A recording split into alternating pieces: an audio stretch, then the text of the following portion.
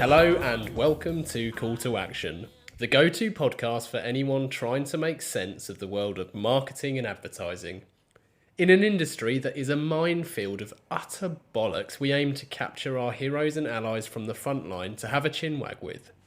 It's like Pokemon Go with the single but vital exception that it's not a short-term bandwagon of shite. It's brought to you by Gasp and I'm Giles Edwards, co-founder and MD. Today I've caught Amy Kean, published author, poet, public speaker and Starcoms head of strategic innovation. Amy's led media and marketing strategies for some of the world's biggest brands, including the BBC, Unilever and Nando's. She's been listed as one of the most influential and innovative people in UK digital media by the likes of The Drum, while her career has taken her to Asia and back again. And she is rightly a vocal champion for smashing gender inequality in our industry and beyond. Her first foray into writing with the modern-day fairy tale The Little Girl Who Gave Zero Fucks was a stonking success, storming to the top of the charts on Amazon. Amy says, the world won't fall apart if you stop worrying about everything and if you take a few risks. Welcome to the show, Amy. Hello. Right, let's limber up. Yep. Coffee or tea? Tea. Mac or PC? Oh, you know what? I hate both. That's fine. Winter or summer? Summer, because it's my birthday. Asia or Europe? Ooh, Asia. Book or Facebook? Book. Limerick or sonnet? Sonnet. Stick or twist? I don't know, twist. Thought it'd be twist. Now, I know you've been far and wide, but what was your first ever job and what was your first proper job? First ever job, interestingly, so I've always been a very failed performer. So, you know, like I wanted to be a blue piece of TV presenter and, you know, a bit of an Amdram kid. And so my first job is probably the most I've been able to perform. And I was on the tannoy at IKEA. So I had a little microphone and I'd stand at the entrance and I'd do the announcements like, the time is 8:15 and the store will be closing in 45 minutes. Could you please? Blah, blah, blah, blah. So that was my job. I loved it. Loved it. And you know what was really funny? Is I just remember it, flashbacks. So I used to stand at the front entrance and they have a revolving door. And you don't realise just how many accidents occur in those revolving doors. Because they don't stop. I just keep going. Did you have to mute your mic when there were accidents? Yes. I also nearly got fired. Genuinely nearly got fired because I had to say, one of my announcements was, there's a forklift truck driver in the aisles, you know, in the warehouse. And I said it wrong. So I swore over the tannoy and I got bollocks. Not bollocks. No. What's the word? Told off. I got told off. Bollocks, isn't there? Bollocks. Bollocks, yeah, that's it. So yeah. So that didn't last? It did actually, 3 years. Yeah, well I got the job, it was from when I was 15 to 18. Okay. Loved it. They let a 15-year-old on the tannoy. I know. Oh. I don't act any older than I am. Yeah. And then what was your first job in the marketing world? So I was, and I don't really like the way people respond to this. I was a PA. I was a PA to Guy Phillipson, who was the CEO of the Internet Advertising Bureau. This was a very long time ago, like 2004 or something. So when I left university, did sociology. That's really hard. That's really untangible. So I just got the first job that I could, which was a PA, and did that for like 8 months, and obviously moved into actually, you know, doing. And then I did events. Then I did PR at the IAB. But it's really interesting because loads of people are always like, "Oh, I didn't know you started as a PA." And I find it quite offensive, not only on my behalf but on behalf of PAs everywhere who do a fucking hard job. But I guess it's not the traditional entry point. I didn't do a grad scheme. I didn't intern. So yeah, PA, and then worked my way up. Cool. And in the intro, I attempted to summarise you and probably didn't do you justice, but in the most respectful way possible, what are you? A marketer, an author, a poet? What am I? I always say, oh god, this is going to sound well wank. I'm an innovator. I would call myself an innovator, because primarily that's my job. So I've got a weird job title, but I've always had the weirdest job titles. So when I was at Havas, I used to be head of futures. Head of strategic innovation is just like a mishmash of, I sit in the strategy team, but also I do innovation. But mostly, I have to get people to try and think differently and try and do differently. And the way that I write stories and also poetry, I'm trying to do the same thing. Like, it's all about trying to be different and trying to say things that have never been said before, which sometimes gets me into trouble, obviously. But I think within my writing and across all of my work, yeah, innovator is probably the best word. It does sound wanky. I don't know what other word to use. I love change. Like, I love changing things. I love trying to fix things. Well, innovator is one of those words, isn't it? I think when used correctly, there's nothing weird or wanky about it. Yeah. Because it's been misused and the misuse is so rife. Yeah. You can't help but I suppose fall into that trap. You know what's wankier? Go on. Change. I can't say it. Change agent. Yeah. It's definitely wankier. We should have a top 5. That's number 1. Let's see if we can beat it. Now, the little girl who gave 0 fucks. Can you tell us about that? It is. I mean, I'd be bold enough to say that it's a brand new format, really. It's an illustrated book that rhymes, primarily written for adults, but it's kind of like a self-help book, but a really, really entertaining one. And it's like, it's kind of falling into the subject of, you know, innovating and change. It's about being brave. It's kind of set across a day in the life of an average girl. And it's about how every single one of us can try and change the world a little bit. We just need to worry less. We just need to be less anxious. We just need to be a bit more brave. Yeah. And how did that come about? How did you decide to write it? You know what? When I first started answering this, because I've been answering this question for a really long time. Nothing against the question, it's a good question. Yeah. So we'll edit this bit out. It's a great good question, isn't it? No, but when I first started answering that question, it wasn't that I was dishonest, but I didn't tell the whole story. And I just said, you know, I really wanted to see if I could. I wanted to see if I could use a curse word. I wanted to see if I thought that it would appeal, and I wanted to see if it did. But that's really shallow reasons that aren't actually the main reason why I wrote it. And so over time, I will get to the reason why. Over time, since it's been released, and obviously it's had a nice amount of success, and I get messages from women saying, I fucking needed that book today, and landed on my doorstep, and it was like serendipity. Like, I get loads of messages from women who say they needed it, and I feel like I would be doing them a disservice if I wasn't totally honest about why I wrote it, because I can't financially benefit from the insecurities of women if I don't talk about my own. So the reason why I wrote it, I was living in Singapore at the time, which was obviously a lovely part of my life. It was like 2.5 years, but it was my least confident and most anxious, which I did not understand because I was in my early 30s, and I was like, how have you not sorted your shit out by this age? But for some reason, a variety of different external influences, some of them professional, some of them personal, I literally lost all of my confidence.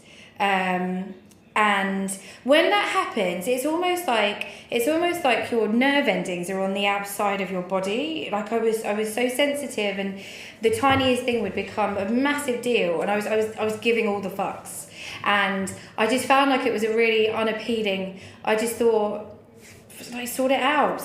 This is really, like, you're better than this. And so, because I've always written, I used to write loads of blog posts and stuff, loads of opinion pieces. I've always written to cure myself. always. I do it with poetry now.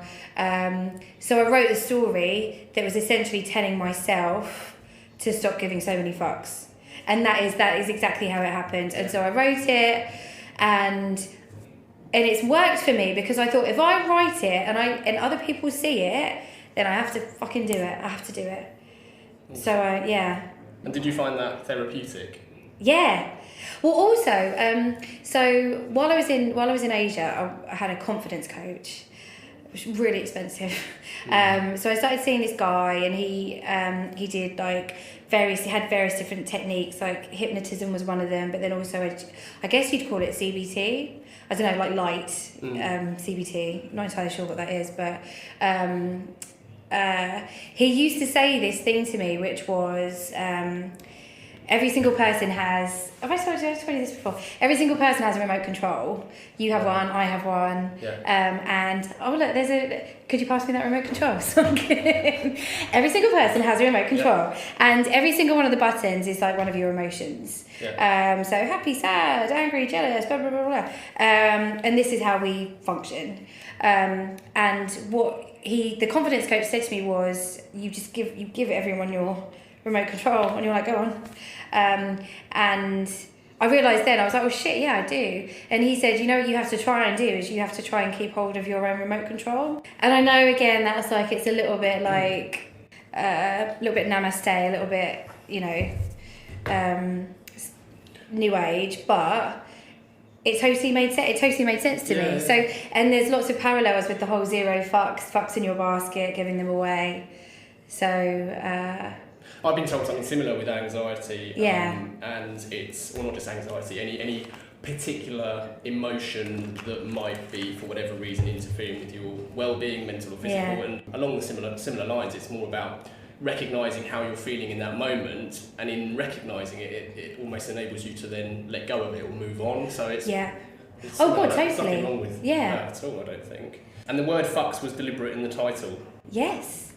Well, also, I've worked in advertising for like 15 years. I know what gets people's attention. That was, I think, fucking stroke of genius. I knew, like, that phrase, zero fucks, was becoming more and more popular. There were loads of, like, 10 women who give zero fucks listicles on BuzzFeed and stuff. And so that I saw it getting popular enough socially that I knew it would get some attention. Did anyone try and change it? My sister, actually. I mean, she regrets it. She has apologised since. Yeah. But she said to me, after I'd written the book, she said, and it kind of is true, she said, it's such a shame because children should read this. And by using the word fuck, you're preventing lots of children that need to boost their confidence. You're stopping them from reading it. So change it. Call it ducks, call it yucks, call it something so that it can be more accessible. And I was like, I totally get the point. But it would just lose all of its essence. Like, it would lose the zero fucks is such a powerful phrase. To not give a fuck is a powerful thing to do. So I couldn't lose it. Yeah, you'd be sterilising it, wouldn't you? Yeah, totally.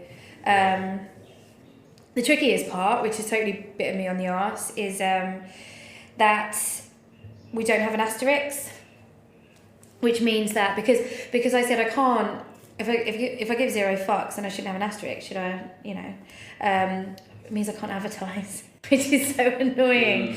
Facebook, all my Facebook ads get rejected, my Twitter ads get rejected. So at the moment, I'm trying to work out ways that I can, loopholes. But it's pathetic that that's the case, that it will be rejected. Mm-hmm. Apple's own rules for listing this podcasts suggest that we need to flag that it's explicit content just for saying naughty. Really? It's pathetic. Especially when, these are platforms who will happily disseminate hate speech via, the President of the United States. Oh, God, yeah. But me saying fuck is banned. Yeah, exactly. Don't get me started on that. And it's had an amazing impact, hasn't it? You mentioned earlier you've had lots of people, you said women, but I'm assuming it's had an impact with men too, is that? Yeah, it's, you know what, actually, men have been the nicest. And I love this so much. So when I crowdfunded the book, oh my God, like a year and a half ago, 40% of the funders were men. Men say the most wonderful things every single time. I see a man on like Twitter or Instagram saying, "I've bought this for my daughter. It makes me cry," because I just think that's so the point.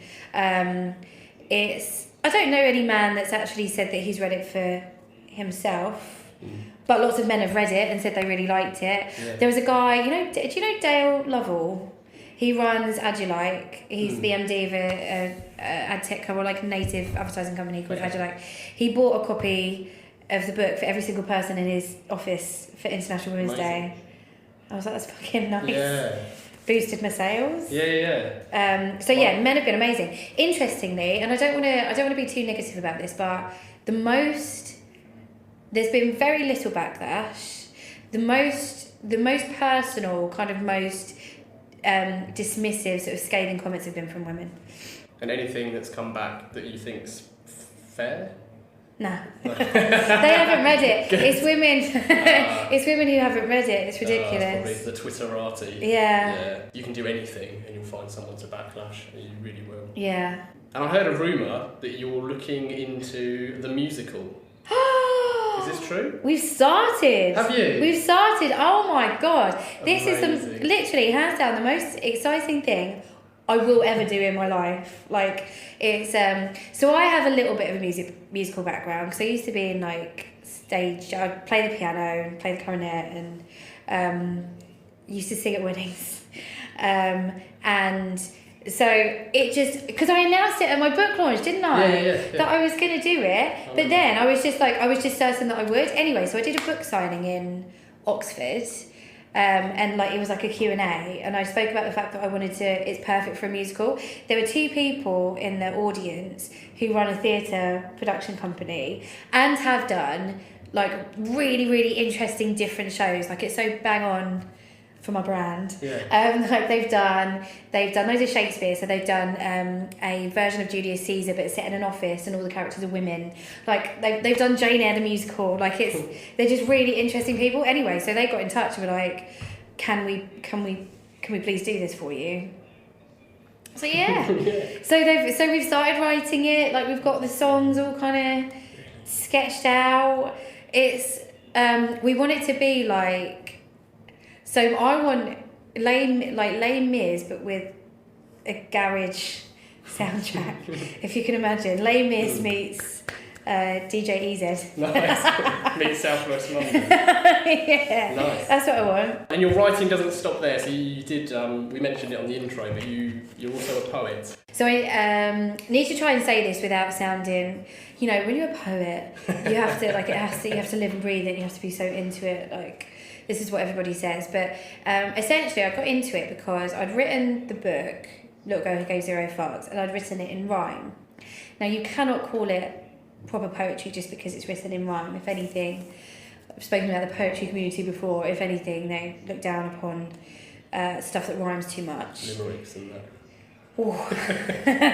I remember I did a course. Well, so because I'd written it, I couldn't call it poetry, but I wanted to be able to say that I was a poet. So I was like, shit, well, I need to get some substance. So last May, I went on a Faber Academy course, like a 4-month course called How to Write a Poem, and it became a poet. So now I can say, and I've been published and stuff, now I can say I'm a poet and no one can scoff at me because the only thing I have to prove it is a rhyming book. Now I have fucking poems that I've won stuff, like I've done it. But in my Faber Academy course, it's taught by 2 very middle class male poets, and every week you have to read out like one of your poems. And I read one, and it rhymed quite a bit. So I was trying something out. Anyway, like the tumbleweed in the room after I read my poem was just like literally one of the most uncomfortable. I'm surprised they didn't ask me to leave. Because I'd rhymed too much. That's weird. Yeah, there's quite a lot of quite stuffy. Yeah, which is there's lots of it's becoming less snobby. There's lots of new voices from various different social groups kind of coming up. which makes it better, which makes it a little less like Sylvia Plath, which is, you know, how most people see poetry. They see it as posh, they see it as inaccessible, they see it as words they see it as something they don't understand. Like, that's why people don't. Poetry book sales have increased loads over the last year, 12 months, because there's these new voices that aren't as inaccessible. That's good. I mean, I think all art forms, if I can... Oh, there you go, there's another wanky one. Art forms should be accessible, surely. And not just for people that went to Oxbridge. Well, exactly that, yeah. So I read a poem, I think you published it. It was pre-Christmas, but correct me if I'm wrong, about the Deliveroo driver. Ooh, yeah! And that was well received. It was! Yeah. That won something. It was like Poem of the Month in September for a magazine. I put makeup on for the Deliveroo driver. That's it. Yeah. Original biblical MILF. It's my favourite. Yeah, it was quite punchy. Yeah, it stood out. It's called, it's called an anaphora, which is, there's a type of poem where the first line of each stanza is always the same. So the way that the poem goes, I put makeup on for the Deliveroo driver because I put makeup on for the Deliveroo driver. So there's loads of repetition. It's a style. Nice. Yeah. So you're going to publish any more poems, or are you focusing on the musical, or are you focusing on your career in marketing, or? What I am doing, but I think I have to be a little bit cagey about it. I'm doing a project, but it's not going to come out until like September, which is poetry plus nature. I'm doing it in partnership with someone else, and he would kill me if I talked about it. But I'm really focusing. So all I'm doing at the moment is writing poems about nature, basically, for a very specific purpose. But you'll see, you'll see soon. And you enjoying it? I fucking love it. I love it. When you have, don't hold back. With something like that, and I guess it's the same. I don't know what it's like with the people that, like the young'uns that come and work for you, but once you've found your voice, once you have the confidence that you know your shit, and once you've found your voice, that's it. Yeah. And so I've done that now, so I'm like... Yeah. It's that zero fuck state of mind that you captured so well. Yeah, totally. Yeah, you just accept that life is what it is, and when any preconception you had, whether it turned out to be true or not, you know now, and you kind of operate in that space. It's a really wanky answer, but the line I read from you earlier, I absolutely loved it, which was that the world won't fall apart if you stop worrying about everything and if you take a few risks. And to me, that's what I just tried to articulate. That's the key, I think. Yeah. So how does your impressive career in marketing and advertising fit in amongst everything else we've discussed? Oh, so to go back to your question, like how do I fit it all in? Literally, and I think I think I've said this to you before. Well, you can probably tell, like literally every second I'm awake, I'm working on something. Because I enjoy it, not because I have some kind of bad balance. I love making shit, and I love doing stuff, and I love being productive. Yeah. So it is impossible. So I do this job, I do my job in strategic innovation 4 days a week. But when I first started doing this, I was like, can I just go down to 50%? Like, can I switch off a little bit and just do my job? You know, just like, can I just be on automatic pilot for 4 days a week and then just be uber creative for the rest of my life? And you can't. Like, people won't buy into you if you just go on automatic pilot. So I work 4 days, but I work really long hours on those 4 days. And because my job's global, I'm traveling all the time anywhere. I just have to give everything to everything. And what was your question? About your career in marketing. So I know there's a few topics that particularly interest you, and in fact, it was an article in the Drum, I recall 4 or 5 years ago, around dreamvertising. Yes. And I know neuromarketing interests you, as does augmented reality. So is there anything in particular in marketing that you have that same spark for that you do with your writing? Yeah, so... Or shall I rephrase that, actually? What is it about dreamvertising in particular? Because I really want to tap into that. Oh, yeah, we can totally talk about dreamvertising. So I think there's some amazing So as I said, when I was at Havas, I used to be head of future. So I was technically a futurologist. There's many of them around now. It was an industry that was largely led by men of a certain age, American men, baby boomers, I'd imagine. And how it used to be was, in the future, we're all going to have chips on our wrists. That's true though, isn't it? But they'd make these big predictions about what's going to happen in 10 years' time. Yeah. No one can pick them up on it because it's in 10 years. These like really grandiose... Futurology shouldn't be about making grandiose predictions. It should be about presenting a variety of different possible futures to people and saying, what do you want? Because these 4 things could happen. So what I did with Dreamvertising... It's kind of like scenario planning, I guess. What I did with Dreamvertising... and the weird thing is, this is how slow our industry moves. It's still totally relevant now. What I was doing was I was taking various trends related to data privacy, creativity, the extent to which the industry pummels people and tries to fill every single random space in their lives. Like I was taking all of those trends and the whole like VR, immersive creativity thing that everyone was talking about, particularly 5 years ago. People kind of talk about immersive creativity less, I think, now. Anyway, so I was taking all of those things and presenting a possible future that genuinely could happen because technically it's possible to see how people felt about it. If you look at some of the research, so there was a really interesting stat that like 33% of 18 to 25-year-olds would be a cyborg. If they had... I think I know a few. So actually, when you think about it, the concept of dreamvertising, which is, in essence, advertising to people in their dreams using like EEG hats or neurotechnology, it's totally doable and it might add value to people's lives. And when you start to think about, for example, if I was Red Bull, could I provide a dream for people that lets them fly? Because everyone loves that dream. Or, you know, if I was Lynx, could I provide a dream that makes a guy you know, think he's irresistible to women? Because actually, and so when you start thinking about it like that, it's like, well, it could perform a service because bad sleep causes depression, bad dreams, nightmares can cause depression. You know, there's lots of people that suffer from like PTSD and stuff that have hideous dreams. If you could in some way cure them from that, or if a brand, you know, we're moving into an era where brands are trying to do more and more good. Actually, instead of being scary, could it be a really good thing that these companies do? Don't know. No one really answered me. That's the thing, is that I was like, hey guys, I've got this idea.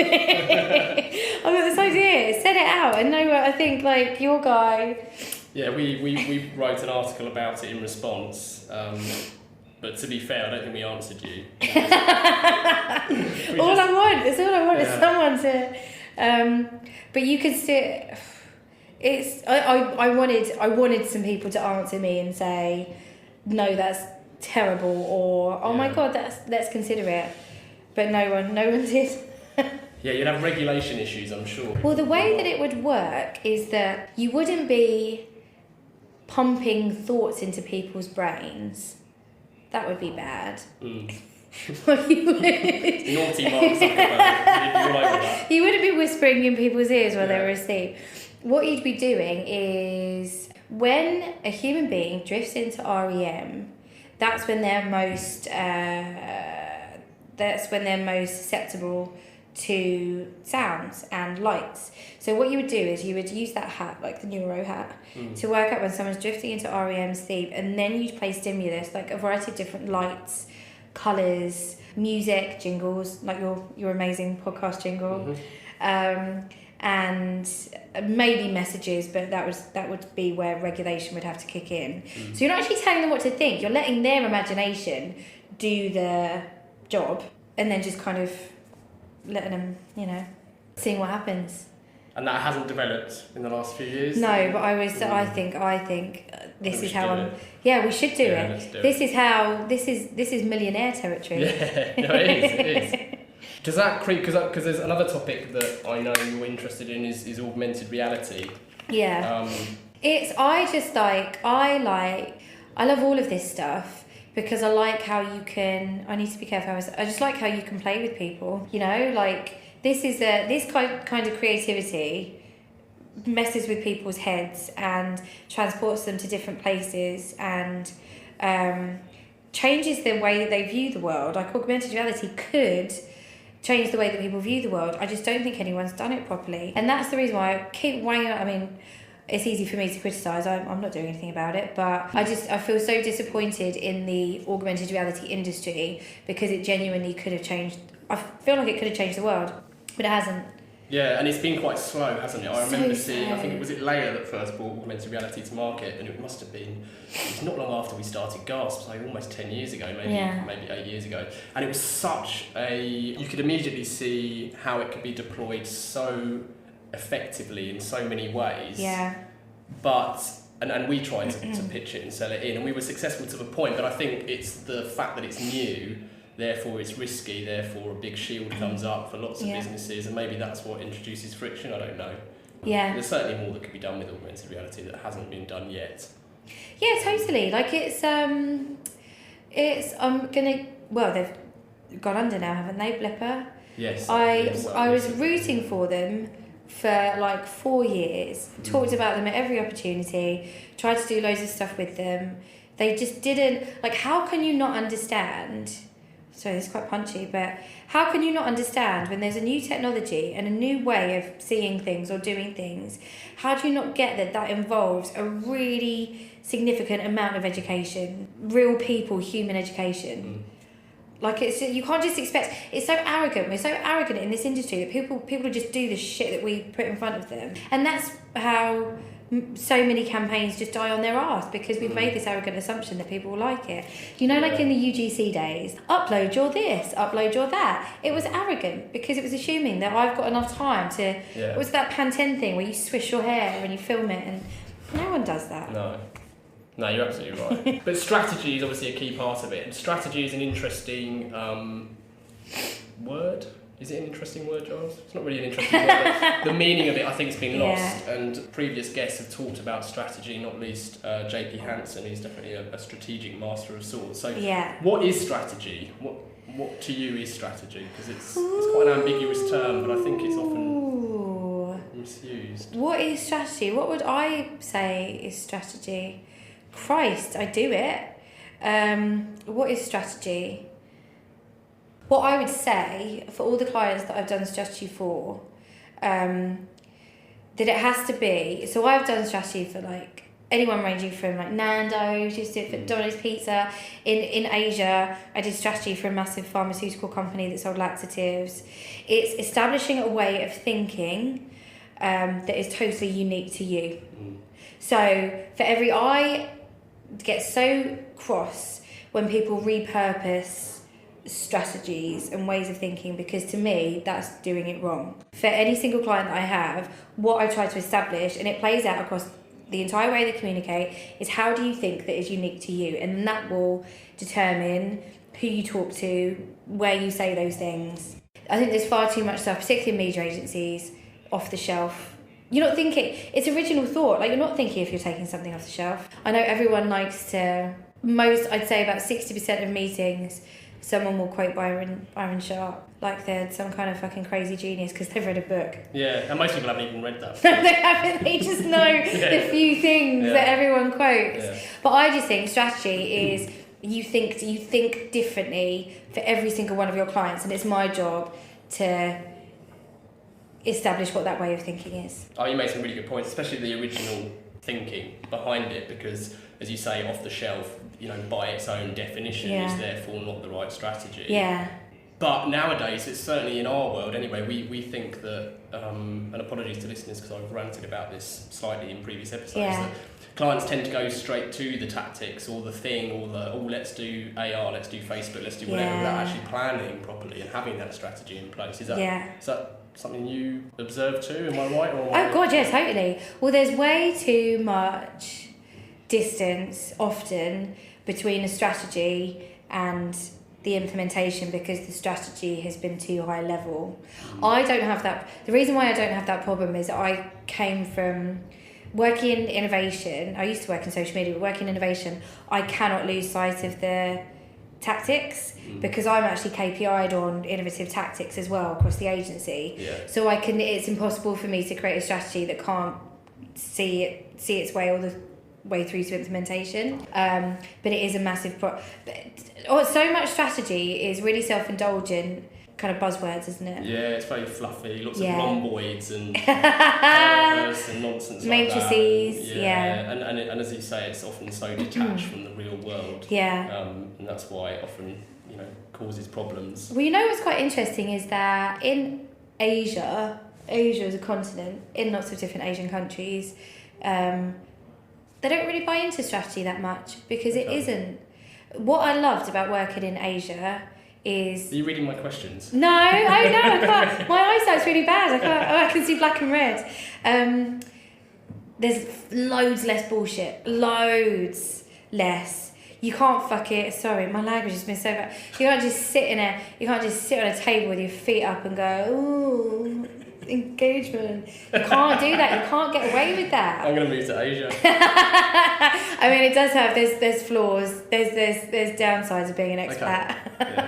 Or no, not being an expat, being surrounded by expats. Yes. So why is that? Why is there no strategy? But then, I think to be fair, before you answer that, is they are so much further ahead than the Western world typically in terms of adopting media.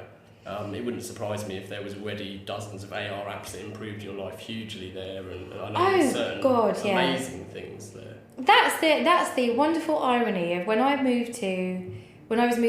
was based in Singapore. Loads of people said to me, "Oh, it's just like the UK, but 5 years behind." That is so painfully not true, and also a horrible thing to say. Lots of Asian countries, I mean, every single Asian country is very different in terms of the kind of devices they have, level of adoption of different mediums, etc. But in many Asian countries, that's where you see real innovation. Mobile especially, they've nailed it. We haven't. WeChat, I mean, everyone, whenever people talk about Asia, they always talk about WeChat, but it is so omnipresent and it's solved so many of life's problems without all the bullshit, without all the wank that we rely on.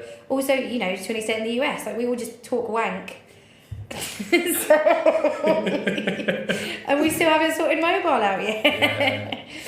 There's so many examples. I mean, if you want to see, QR code abuse is rife in this country. And I think most people have given up on it altogether. But if you go to Asia, or certain parts of Asia where they've nailed it. One of my favourite innovations, in fact, I think it was in Hong Kong I saw it, but presumably it's the same elsewhere, is you can buy 7 bananas and each banana's at a different stage of ripeness. So by the time you get to Wednesdays and eaten Mondays and Tuesdays, it's perfect. Like, that is so simple, and that's not even tech, that's just a good idea that they've implemented, and that's how they sell bananas in supermarkets. Hong Kong is such an interesting dynamic. From a communications point of view, you see some amazing innovation there, particularly in out of home. It's such an interesting market. Also, what I didn't realise is, like, you think, for many years, we were obsessed with social media here, chasing likes and so on. You go to like a place like Vietnam, people bloody love a social competition. Like, they love them. Like, it's such a sort of mainstay of plans because it really, really works. And I think it works because brands kind of know how to talk to people better. And it's interesting, when I first moved there, everyone was talking about KOLs. So what the hell is a KOL? It's a key opinion leader, which is essentially an influencer. But they in many markets in Asia, nailed influencer marketing way before we did. And even now, what have we done to it? We've made it just a bit, ugh. What do you think about influencer marketing? I think in the right context, there's nothing wrong with it. I think that where it has a bad rep, and rightly so in this instance, is the amount of fraud around influencer marketing, which is rife, but then the fraud in digital marketing in its entirety is rife.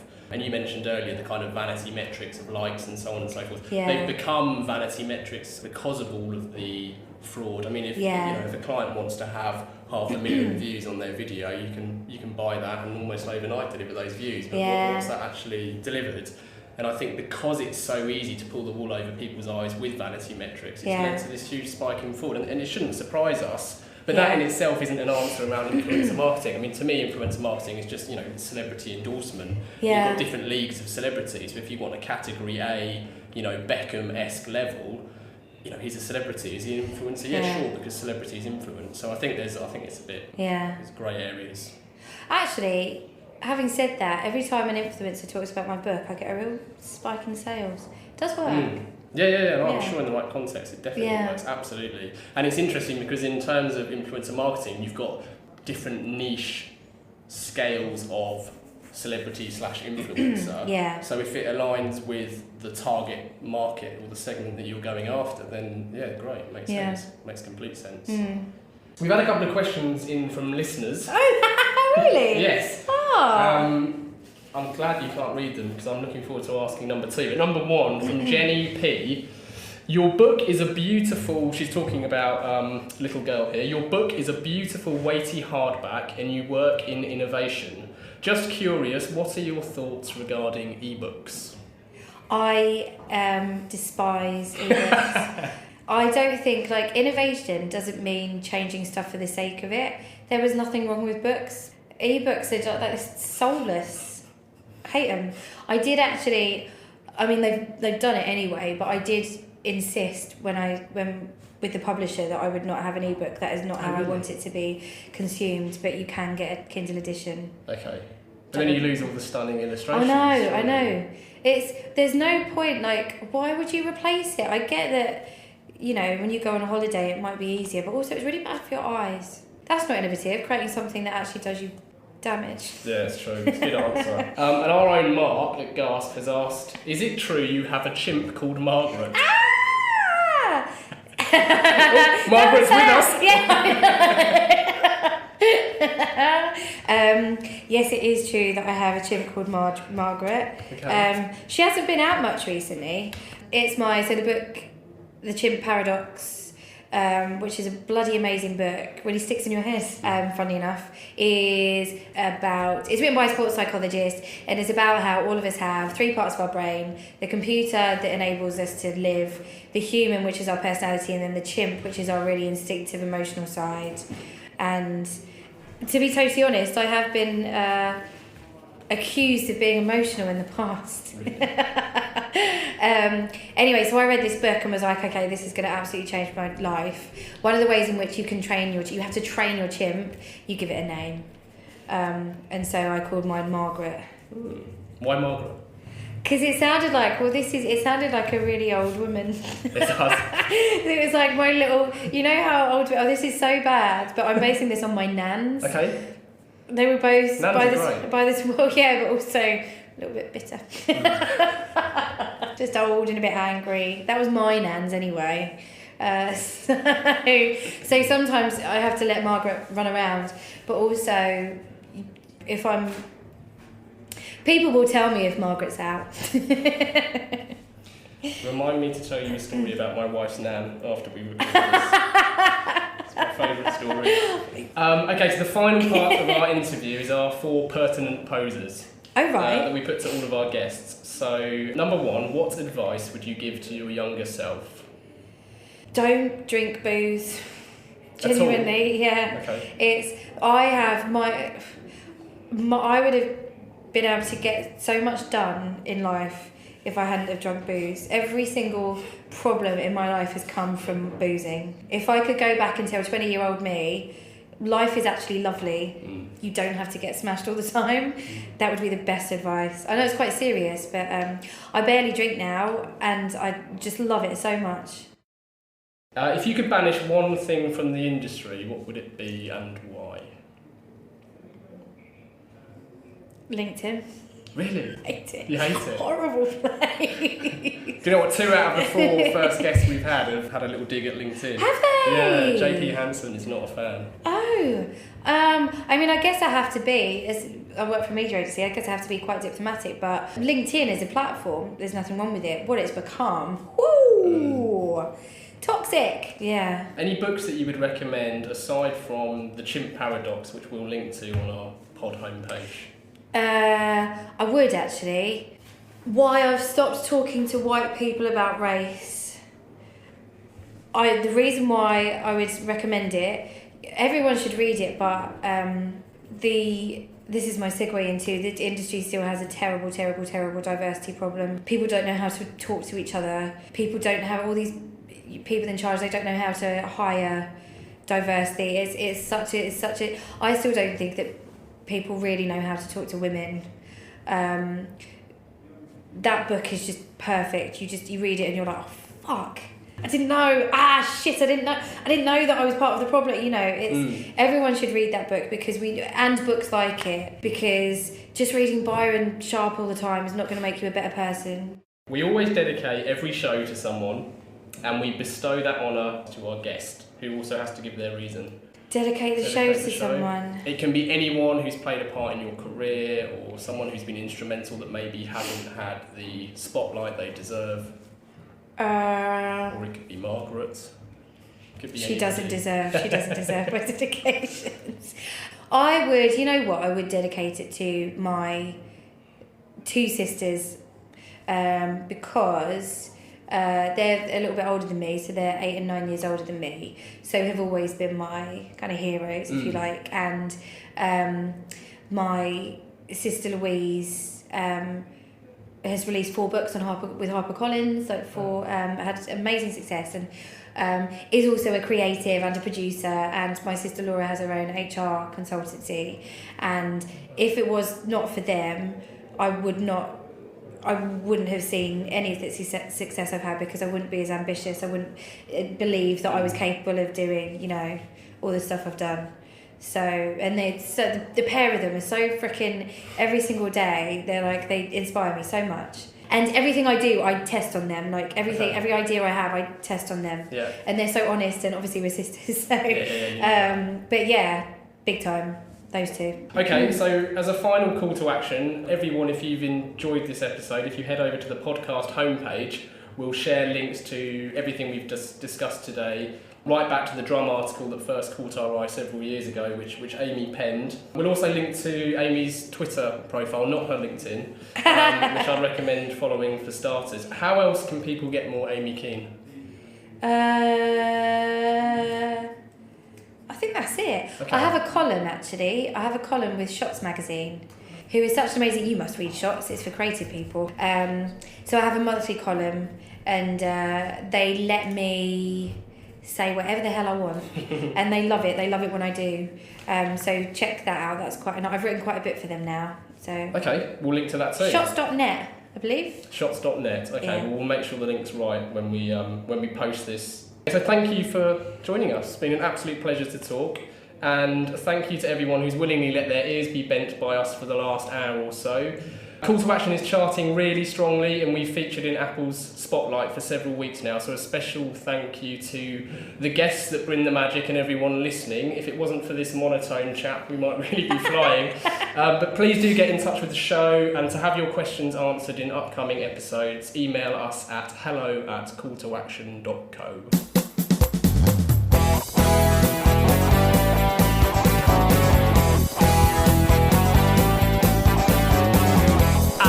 Can't get no call to action. I can't get no call to action, but I try, and I try, and I try, and I try. I can't get no call to action. Oh, I can't get no call to action.